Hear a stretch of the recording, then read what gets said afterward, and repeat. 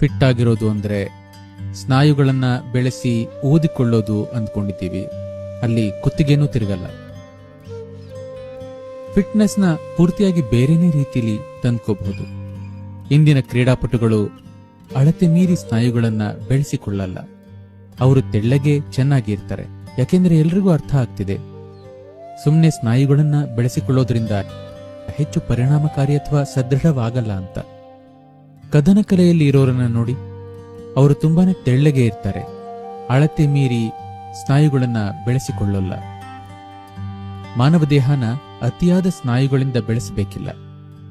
ಜಿಮ್ನಲ್ಲಿ ಬೆಳೆಸೋದನ್ನ ಹೊರತುಪಡಿಸಿ ಅವೆಲ್ಲ ಫೋಟೋಗಳಲ್ಲಿ ಚೆನ್ನಾಗಿ ಕಾಣುತ್ತೆ. ಆದರೆ ನಿತ್ಯ ಚಟುವಟಿಕೆಗೆ ಅದೊಂದು ಅಡಚಣೆ. ದೇಹವನ್ನ ಒಳಗಿನಿಂದ ಸದೃಢವಾಗಿಸೋ ದಾರಿ ಇದೆ, ಒಂದಿಡೀ ವ್ಯವಸ್ಥೆ ಇದೆ. ಅದನ್ನ ಅಂಗಮರ್ದನ ಅಂತೀವಿ. ಅದರ ಅರ್ಥ ಅಂಗಗಳ ಮೇಲೆ ಹಿಡಿತ ಸಾಧಿಸೋದು ಅಥವಾ ಅಂಗಗಳನ್ನ ಕೊಲ್ಲೋದು.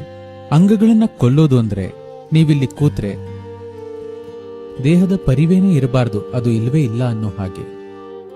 ನಿಮಗೆ ದೇಹದ ಪರಿವೇನೇ ಇಲ್ಲದಿದ್ರೆ ನೀವೇನೇ ಕೆಲಸ ಮಾಡಿದ್ರು ಅದು ಒತ್ತಡವೆನಿಸಲ್ಲ.